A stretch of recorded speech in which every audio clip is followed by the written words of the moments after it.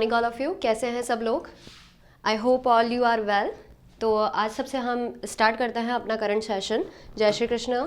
भारत सरकार ने 1 फरवरी 2022 से वित्त मंत्रालय के व्यय विभाग के तहत लेखा महानियंत्रक का अतिरिक्त प्रभार संभालने के लिए किसे नियुक्त किया है? ये हमारा क्वेश्चन है जो है वहाँ CGA।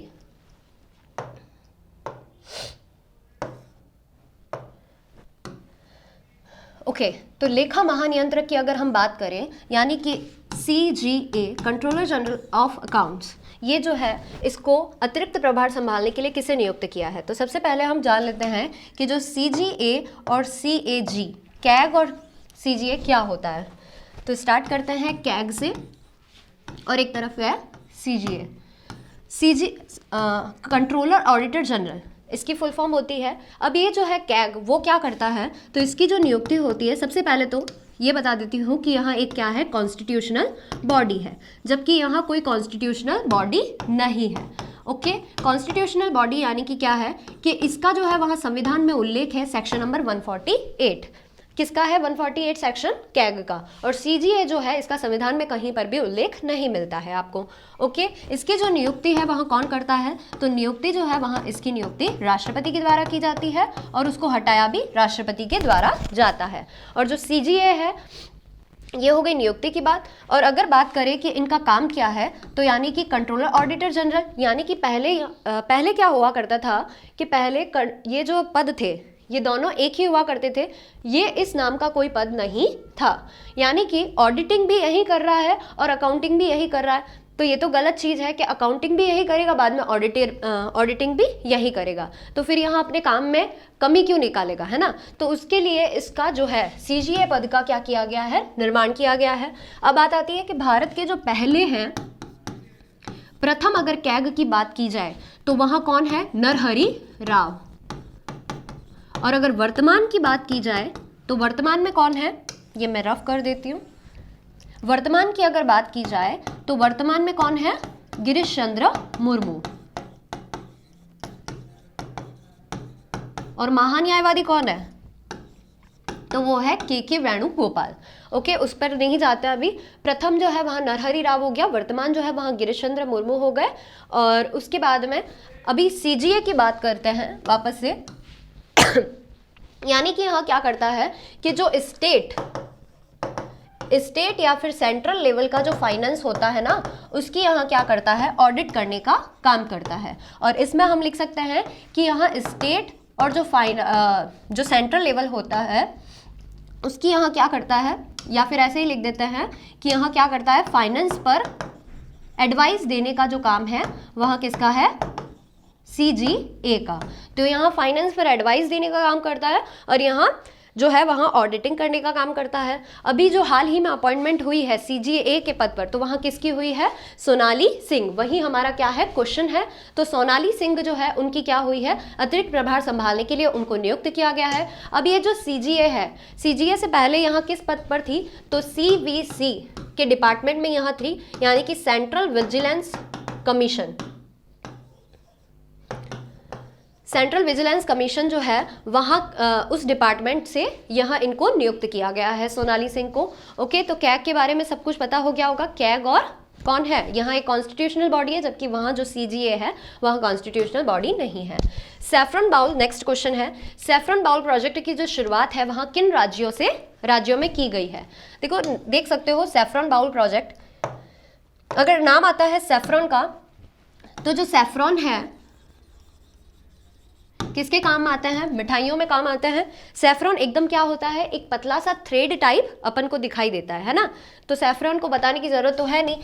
तो सैफरन सबसे पहले कि यहाँ इसका जो प्रोडक्शन है वहाँ सबसे ज़्यादा कहाँ पर होता है इंडिया में? तो इसका जो प्रोडक्शन है वहाँ कश्मीर में होता है। ओके, तो कश्मीर में जो इसका प्रोडक्शन है वहाँ 6 से 7 टन का प्रोडक्शन जो है वहाँ इसका किया जाता है। अब वहाँ पर हो क्या रहा है कि वहाँ पर जो डिमांड है इसकी वहाँ इंक्रीज की गई है, और कितना करना है? 100 टन। मतलब जो सैफरॉन है उसकी अब प्रोडक्शन कितना करना है? 100 टन तक। तो इसको करने के लिए, इसको फुलफिल करने के लिए ये जो सैफरॉन बाउल प्रोजेक्ट है, ये जो सैफरॉन बाउल प्रोजेक्ट है उसको क्या किया है? स्टार्ट किया है। और कहाँ अन्य देशों सॉरी किन राज्यों से किया गया है, तो उसको किया गया है मेघालय और अरुणाचल प्रदेश। ये ऑप्शन में ही नहीं है, ऑप्शन गलत है इसका। तो इसकी जो शुरुआत है वहाँ यहाँ पर ये ऑप्शन गलत है, इसका है अरुणाचल प्रदेश, इसकी जगह लिख देना। तो ये जो अरुणाचल प्रदेश और इसका नाम आ जाएगा किसका, मेघालय का। ओके, अब ये जो सैफरॉन है उसको हम और क्या कहते हैं, सैफरॉन का एक दूसरा नाम भी है जिसको हम जाफरान कहते हैं, जाफरान, और एक आता है बहुकम। तो ये इंपॉर्टेंट है कि इसको किस नाम से जाना जाता है। सैफरॉन तो हमारे यहाँ पर कहते हैं, बाकी ऑल ओवर वर्ल्ड में इसको बहुकम के नाम से इसको क्या जाना जाता है। तो ओके, सैफरॉन बाउल प्रोजेक्ट हमारे जितने भी अभी एग्जाम्स होंगे उसके लिए इंपॉर्टेंट है, क्योंकि न्यू प्रोजेक्ट है और नाम भी ये है सैफरॉन बाउल प्रोजेक्ट। तो कहाँ से इसकी स्टार्टिंग हुई है, सॉरी किन 2 राज्यों को इसके लिए चुना गया है, ये पूरा हमारा जो 100 टन का प्रोडक्शन इसको फुलफिल करने के लिए किन 2 राज्यों को चुना गया है, तो एक तो आ जाएगा अरुणाचल प्रदेश और दूसरा आ जाएगा मेघालय। इन दोनों को क्या किया गया है, चुना गया है इस सैफरॉन के प्रोडक्शन करने के लिए। नेक्स्ट हमारा क्वेश्चन है, अच्छा अरुणाचल प्रदेश के आगे बता दूंगी, मेघालय जो है उसका कल बताया था, मेघालय के जो सीएम है वह कौन है, कॉनरेड संगमा है, और जो गवर्नर है वो यहाँ के कौन है, तो गवर्नर कौन है, सत्यपाल मलिक। किसके, मेघालय के। नेक्स्ट हमारा क्वेश्चन है, क्लैप कार्यक्रम किस राज्य से संबंधित है। देखो नाम तो एकदम है कि भाई क्लैप कार्यक्रम, ओके। अब ये कार्यक्रम है क्या, तो क्लैप कार्यक्रम में क्या है, बेसिकली क्या होता है कि जो आंध्र प्रदेश है वहाँ पर जो गार्बेज है वो बहुत ज़्यादा क्या हो गया है, बढ़ गया है। और ये जो गार्बेज होता है वहाँ छोड़ा कहाँ पर जाता है, तो वहाँ वाटर में वगैरह यहाँ पर होता है, तो वहाँ पर वाटर पॉल्यूशन वगैरह जो है वो भी क्या हो गया, बढ़ गया है, जो कि कितना हो गया, अब 61.50% के करीब आ गया है। तो इससे निपटने के लिए वहाँ की जो सरकार है उन्होंने ये क्या कार्यक्रम चलाया है, क्लैप कार्यक्रम जो है उसको स्टार्ट किया है, तो वो है आंध्र प्रदेश, इसका राइट आंसर। अब ये जो आंध्र प्रदेश की सरकार है वो क्या करेगी इस क्लैप कार्यक्रम में, कि जब वो कूड़ा करकट जो इकट्ठा करने वाले जो होता है वो अगर नहीं आते हैं, तो वहाँ पर क्या होगा, एक कूड़ा जो इकट्ठा करने वाला एक पर्सन होता है वो आएगा और वो वहाँ पर वो सारा जो भी गार्बेज वगैरह है वो उसको क्या कर लेगा, इकट्ठा करेगा और चला जाएगा। तो यहाँ एक स्वच्छता के और उठाया गया क्या है, उनका आंध्र प्रदेश की सरकार का एक कदम है। आंध्र प्रदेश में अभी एक न्यूज़ भी आई थी कि वहाँ पर जो वहाँ के जो सीएम है वाई.एस. जगन्नाथ रेड्डी, ओके, तो उन्होंने अभी क्या किया है कि जो आंध्र प्रदेश में 13 नई डिस्ट्रिक्ट्स हैं उनको बनाने की घोषणा की थी। अभी ये पिछला क्वेश्चन ही था करंट अफेयर्स में, तो उसको भी रिलेट करते हुए चलेंगे। वाई.एस. जगन्नाथ रेड्डी की सरकार है यहाँ पर।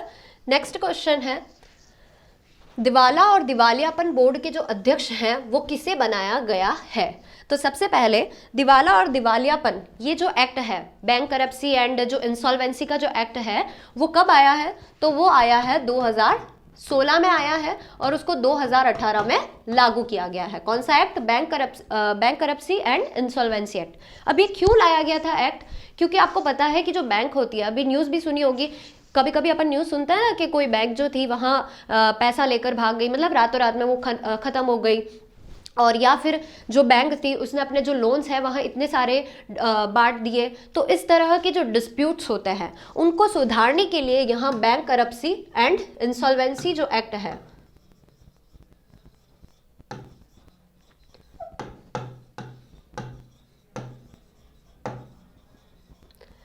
ये जो एक्ट है वह लाया गया था। ये कब लाया गया, तो 2016 में लाया गया, और जब लागू कब हुआ, तो ये लागू हुआ 2018 में।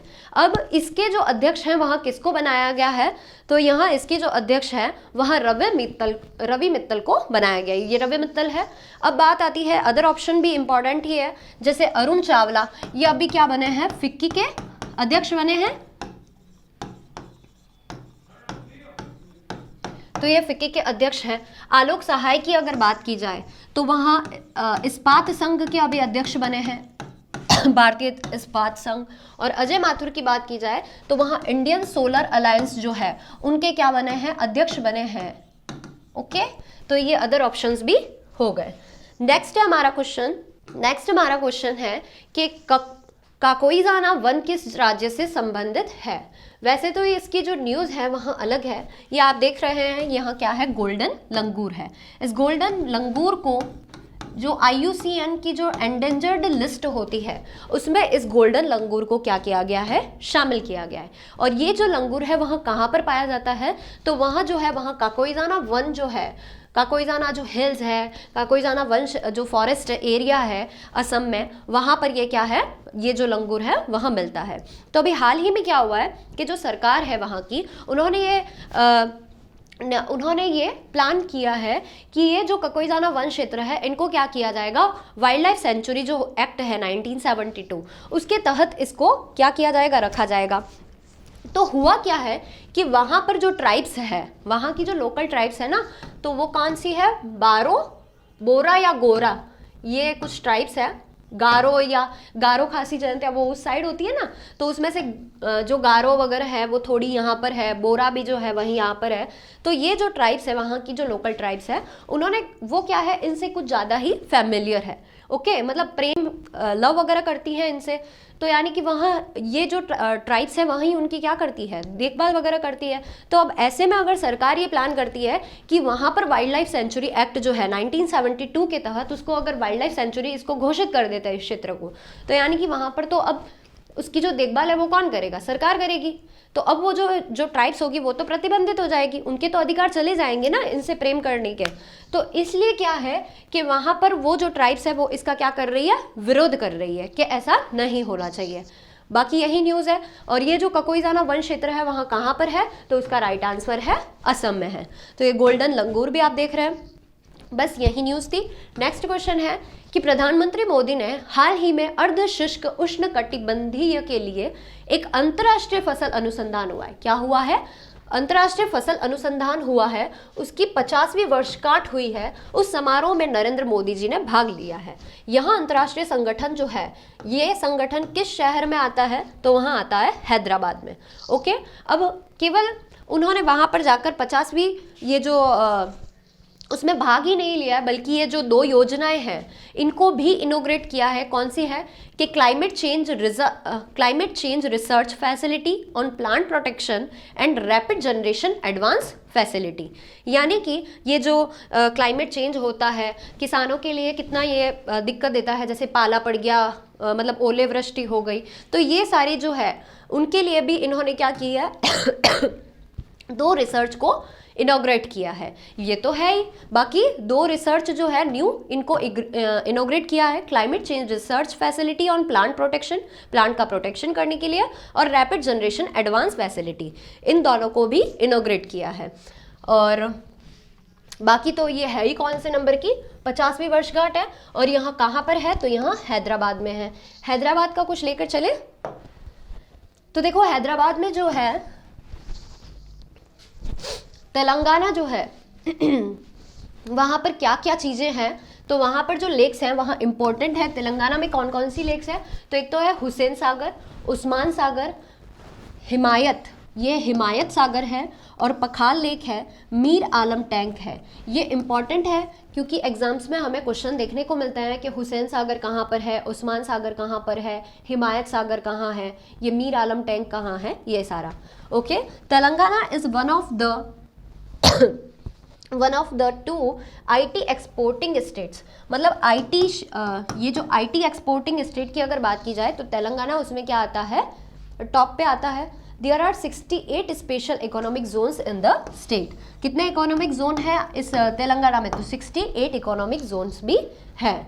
नेक्स्ट है हमारा IIT हैदराबाद, जो हैदराबाद की हमने पिछले क्वेश्चन में बात कर ली है। IIT हैदराबाद में किस बैंक से वित्तीय सहायता के साथ विकलांग लोगों के लिए AI आधारित, आर्टिफिशियल इंटेलिजेंस आधारित जॉब पोर्टल स्वराज बिलिटी लॉन्च किया है? किसने लॉन्च किया है? IIT हैदराबाद ने लॉन्च किया है। कौन सी बैंक की वित्तीय सहायता से किया है, तो नाम आएगा कोटक महिंद्रा बैंक की सहायता से किया है। अब इसमें क्या है कि जो हमारे जो डिसेबल पर्सन्स वगैरह होते हैं तो उनको क्या होगा कि जॉब इस पोर्टल के माध्यम से वो अपनी जो सूटेबल जो जॉब है उसको वहाँ क्या कर सकते हैं, फाइंड कर सकते हैं। तो उसके लिए यहाँ अच्छा पोर्टल विकसित किया है। किसने विकसित किया है, तो IIT हैदराबाद के द्वारा। नेक्स्ट है एशियन डेवलपमेंट बैंक, एडीबी के द्वारा भारत सरकार को 2021 में सॉवरेन लोन के माध्यम से कितनी राशि जो है वहां प्रदान की गई है। 2021 में हमारा जो भारत है उसने एडीबी से कितनी जो राशि अगर लोन ली है तो वहाँ 4.6 बिलियन यूएस डॉलर ली है, जिसमें से अगर देखा जाए तो 1.8 जो है वहाँ तो किसके लिए दी है, कोविड की जो महामारी थी उसके लिए, कोविड-19 के लिए।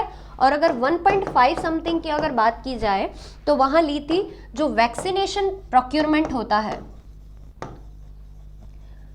तो वैक्सीनेशन के लिए कितनी राशि अलॉट की गई थी, तो 1.5 बिलियन।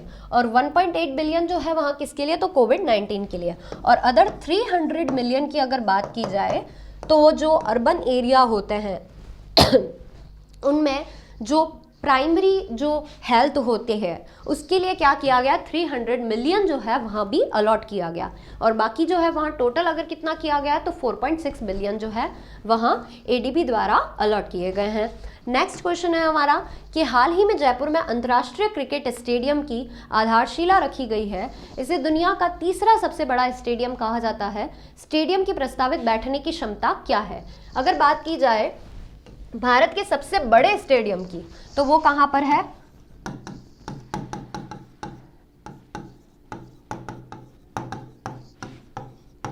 तो वो कहां पर है, वो तो अहमदाबाद में है। Okay, Motera stadium. अब बात की जा रही है कि दुनिया का जो तीसरा सबसे बड़ा स्टेडियम है, यानी कि भारत का कौन सा होगा, तो भारत का जो है वहां दूसरा है। तो भारत का दूसरे नंबर का जो है वहां कहां पर बनने जा रहा है, तो वहां बनने जा रहा है राजस्थान में, जयपुर में, जयपुर राजधानी में बनने जा रहा है। अब बात है कि यहाँ कहां पर बनेगा, तो ये जो स्टेडियम है वहां जो जयपुर और दिल्ली का जो बाईपास है वहां पर क्या होगा, 100 एकड़ की जो जमीन है, 100 एकड़ की जो ज़मीन है उस पर क्या होगा, ये जो स्टेडियम है उसको बनाने का आधारशिला रखी गई है। तो बस यही है कि जो आधारशिला है वहाँ किसके द्वारा रखी गई है, तो हमारे जो सीएम अशोक गहलोत हैं और जो बीसीसीआई के जो सौरभ गांगुली प्रेसिडेंट है उनके द्वारा क्या किया गया है, इस फाउंडेशन का स्टोन रखा गया है, फाउंडेशन स्टोन रखा गया है। World's 3rd largest cricket stadium जो है वहाँ कहाँ पर बनने जा रहा है, तो जयपुर में बनने जा रहा है। इसके बैठने की क्षमता कितनी है, तो मतलब 75,000 जो पीपल है वहाँ एक साथ बैठ सकते हैं। ये है इसका थोड़ा knowledge. Okay, international cricket stadium है। कौन सा खेल अंतर्राष्ट्रीय ओलंपिक समिति द्वारा लॉस एंजल्स में 2028 ओलंपिक में शामिल नहीं किया जाएगा।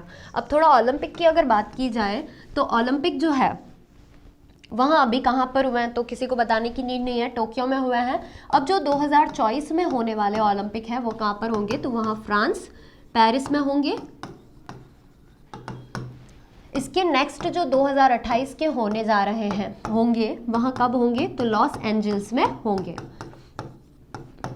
लॉस एंजल्स में होंगे, अमेरिका। ओके, अब वहाँ पर क्या किया गया है, अभी हाल ही में न्यूज़ आई है, और 2032 में कहाँ पर होंगे, तो वहाँ ऑस्ट्रेलिया में होंगे। अब न्यूज़ आई है हमारे यहाँ कि ऐसा कौन सा खेल है जिसको अंतर्राष्ट्रीय ओलंपिक समिति ने कह दिया है कि जो लॉस एंजल्स जो होने वाला है 2028 में उसमें उसको शामिल नहीं किया जाएगा। तो मॉडर्न पेंटाथलॉन जो है, ये जो गेम है इसको क्या कर दिया गया है, 2028 के जो लॉस एंजल्स के जो गेम है उनसे बाहर रखा गया है। द इंटरनेशनल ओलंपिक कमेटी जो है approved a proposal to include, मतलब 2028 में कौन कौन से गेम होंगे, तो सर्फिंग होगी, स्केटबोर्डिंग होगी एंड स्पोर्ट क्लाइंबिंग, ये तीनों तो होंगे ही होंगे, लेकिन कौन सा नहीं होगा, तो वो होगा मॉडर्न पेंटाथलॉन। ओके, ये नहीं होगा।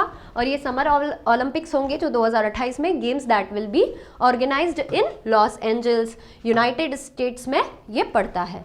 तो कौन सा गेम नहीं है, मॉडर्न पेंटाथलॉन जो है उसको बाहर कर दिया गया है। नेक्स्ट है हमारा,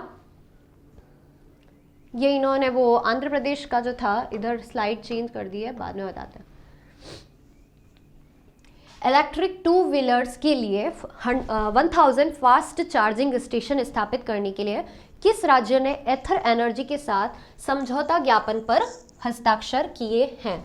तो इसका जो आंसर है करेक्ट क्या है? कर्नाटक। अभी हाल ही में एक न्यूज़ आई थी कि जो चार्जिंग स्टेशन जो है वहाँ गुरुग्राम में लगेगा, जहाँ पर जो 100 कार है वो एक साथ क्या कर दी जाएगी? चार्ज कर सकते हैं। तो वो कहाँ पर है? तो वो गुरुग्राम में है। और ये जो है 2 व्हीलर्स के लिए 1000 फास्ट चार्जिंग स्टेशन जो है वो कहाँ पर लग रहा है? तो वहाँ कर्नाटक में लग रहा है।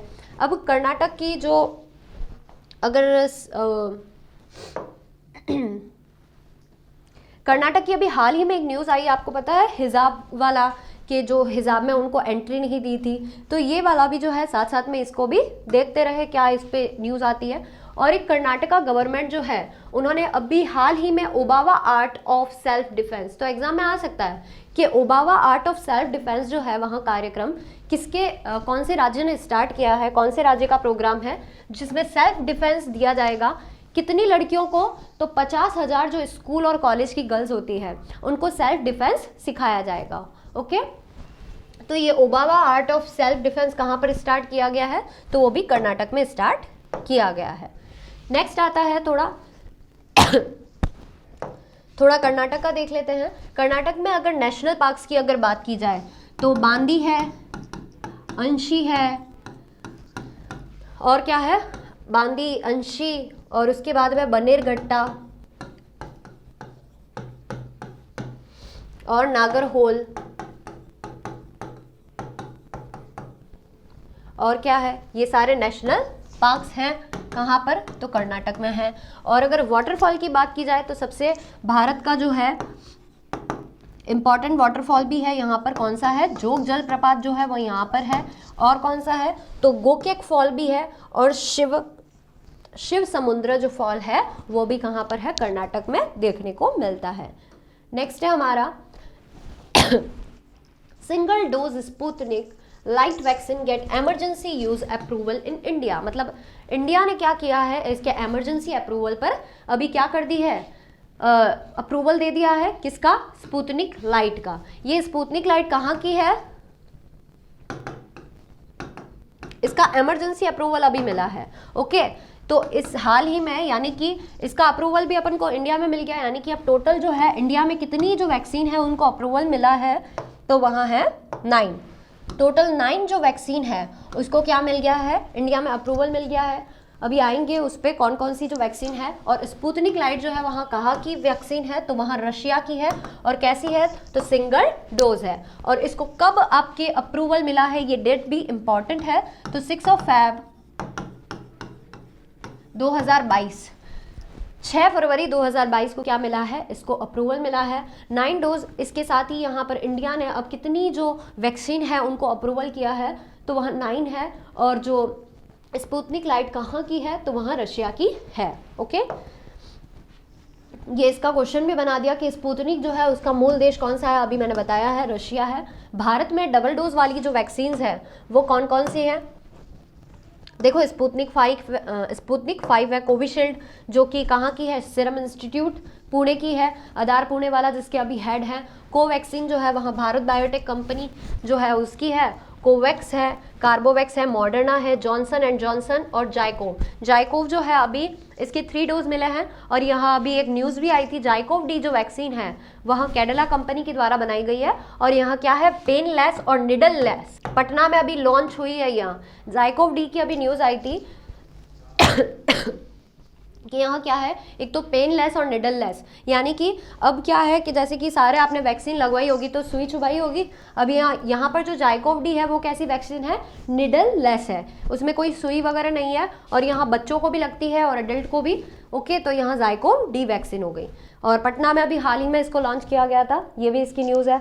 तो ये जो सारी है वह कौन सी वैक्सीन है? जो डबल डोज जिसको लगता है। और जो सिंगल डोज है वो आपके सामने है, स्पुतनिक लाइट। ओके, अब आता है कि रिसर्चर्स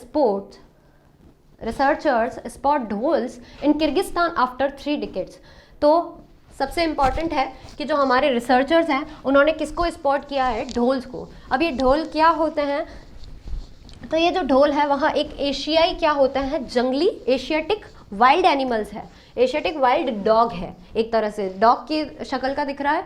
तो ये जो है इनको अभी क्या किया गया है, 30 सालों के बाद में जो सेंट्रल है, सेंट्रल कौन सा है हमारा, एशिया का सेंटर में किर्गिस्तान वगैरह आते हैं, जिनको अभी 26 आपको पता हो तो 26 जनवरी में अभी इन जो 5 देशों की जो सरकारें हैं उनको बुलाया गया था एज अ गेस्ट, बट वो नहीं आई थी। ओके, तो वहाँ किर्गिस्तान जो है वो उधर क्या मिला है अपन को, तो ढोल जो है, ढोल की प्रजाति मिली है आफ्टर 3 डिकेड्स, यानी कि 30 सालों के बाद में इनको क्या मिला है, ढोल।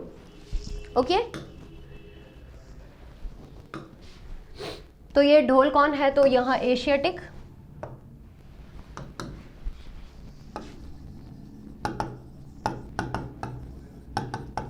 वाइल्ड डॉग है और किर्गिस्तान में मिला है। किर्गिस्तान की राजधानी क्या है, तो वहाँ बिश्केक है। और हाल ही में जो है वहाँ 26 रिपब्लिक डे को इस कंट्री और जो बीच की जो कंट्रीज़ हैं, किर्गिस्तान, तजाकिस्तान, उज्बेकिस्तान, इन सबको क्या किया गया था, जो है वहाँ हमारे जो गेस्ट के तौर पर इनको इनवाइट किया गया था, बट वो नहीं आई, वो अलग बात है। नेक्स्ट है rename Bhopal as Bhojpal in honour of Raja Bhoj Madhya Pradesh minister. तो जैसा सब लोगों ने पढ़ा है कि जो राजा भोज है वो कहाँ के हैं, तो एमपी के हैं, और उनके सम्मान के लिए यहाँ पर जो भोपाल है इसका जो नाम है वहाँ क्या रख दिया जाएगा, भोजपाल रख दिया जाएगा। अभी आपको पता हो तो एमपी जो है उसने क्या किया है एमपी ने अपने स्टेट्स के नाम बदले हैं, एमपी ने अपने डिस्ट्रिक्ट्स के नाम बदले हैं। जैसे कि एक आता है बम्बई टाउन आता है, उसका नाम रख दिया है इसने माखनपुर, माखन चतुर्वेदी के नाम पर रख दिया है। जैसे एक होशंगाबाद आया था, होशंगाबाद का क्या नाम रखा है, और एक शिवपुरी आया, शिवपुरी का नाम कुंद्रेश्वर मुख, और इस होशंगाबाद का नाम रखा है, तो होशंगाबाद का जो नाम है वहाँ रखा है नर्मदापुर रखा है। तो ये जो नाम वगैरह होते हैं, ये इसको बदलने के लिए कोई भी संविधान में मतलब संशोधन करने की कोई आवश्यकता नहीं है। ये उसका जो सीएम है वो सामान्य स्वीकृति से भी ये जो नाम है वहाँ जो चेंज है वहाँ कर सकते हैं। अगर एमपी की सीएम की बात की जाए तो वहाँ कौन है, शिवराज सिंह चौहान है। और गवर्नर की बात की जाए तो मंगूभाई पटेल।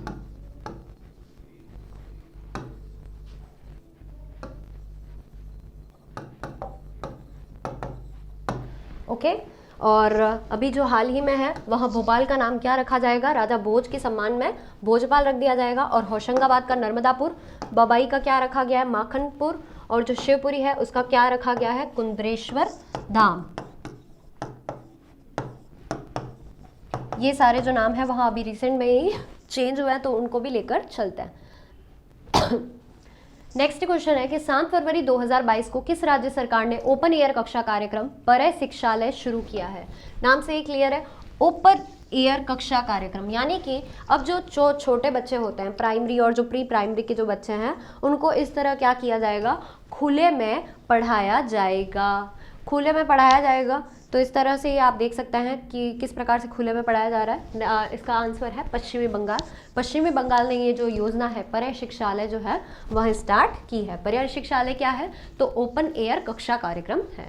नेक्स्ट क्वेश्चन है, हाल ही में किसी राष्ट्रीय शैक्षिक अनुसंधान और प्रशिक्षण परिषद एनसीईआरटी का नया निदेशक जो है वहाँ किसे नियुक्त किया गया है, तो ये दिनेश प्रसाद सकलानी है। इसका हेडक्वार्टर कहाँ पर है एनसीईआरटी का, तो दिल्ली में है इसका हेडक्वार्टर। स्थापना कब हुई है, तो स्थापना की अगर बात की जाए तो वह 1961 में हुई है। 1961 में इसकी स्थापना हुई है। दिनेश प्रसाद साकलानी जो है वह इसके कौन बने हैं, निदेशक जो है वह नियुक्त किया गया है। जवाहरलाल नेहरू यूनिवर्सिटी की पहले महिला वाइस चांसलर जो है वह कौन बनी है। अभी कल ही करंट आया था कि जो यूजीसी है वह कौन बना है, तो जो यूजीसी है, यूजीसी में तो अभी किसकी नियुक्ति की गई है, जगदीश जी की नियुक्ति की गई है। और वो जगदीश जी कहाँ से आए हैं, तो वह यही जवाहरलाल नेहरू यूनिवर्सिटी के क्या थे, वाइस चांसलर थे। तो अभी इनको क्या हुआ है, अब ये यहाँ पर आया तो वहाँ पर स्थान खाली हो गया, तो वहाँ पर स्थान खाली हुआ है और पहली महिला वाइस चांसलर जो है 13वें नंबर की वहाँ किससे बनाया गया है, तो वहाँ शांति श्री धूलीपुड़ी, इनको क्या बनाया गया है, वाइस चांसलर जो है वहाँ बनाया गया है। नेक्स्ट क्वेश्चन है, देखो कुछ इम्पॉर्टेंट जो स्कीम्स हैं वो अभी कहाँ कहाँ पर लागू हुई है। सारे एग्जाम्स में आपको क्वेश्चन भी देखने को मिलते हैं कि यहाँ स्कीम कहाँ से रिलेट करती है, तो एक बार मैंने उसको सबको साथ में रख दिया है। जैसे मुख्यमंत्री राशन आपके द्वार योजना, ये किसने लॉन्च की थी, मध्य प्रदेश ने। एक जिला एक उत्पाद योजना, अभी हाल ही में इसकी झांकी भी निकाली गई थी, याद हो तो, यूपी, कल ही मैंने बताया है। प्राणवायु देवता पेंशन योजना, प्राणवायु देवता पेंशन योजना कहाँ की है, हरियाणा की है। बाजरा मिशन कहाँ का है, तो वहाँ छत्तीसगढ़ का है। आत्मनिर्भर कृषि योजना, आत्मनिर्भर कृषि योजना कहाँ की है, अरुणाचल प्रदेश। रोजगार सेतु योजना मध्य प्रदेश की है। वतन प्रेम योजना जो है वहाँ गुजरात की है। मुख्यमंत्री उद्यमी योजना जो है वहाँ बिहार की है। जहाँ वोट वहाँ टीकाकरण अभियान जो है वहाँ कहाँ की है, दिल्ली की है। बेसिकली इसका मेरा यही था मतलब कि एक साथ में क्या हो, थोड़ी स्कीम्स जो है वो हाल ही में जो लॉन्च हुई है उनकी क्या हो थोड़ी सी अपन लेकर चले, ताकि हमें क्या हो एग्जाम में क्वेश्चन मिले तो अपन जल्दी से जल्दी उसको टिक कर सके, राइट। वतन प्रेम योजना कहाँ की है, गुजरात की। ओके, तो आज का हमारा करंट सेशन यही समाप्त होता है और आशा है कि आप सभी को पसंद आया होगा। Okay, take care, bye bye.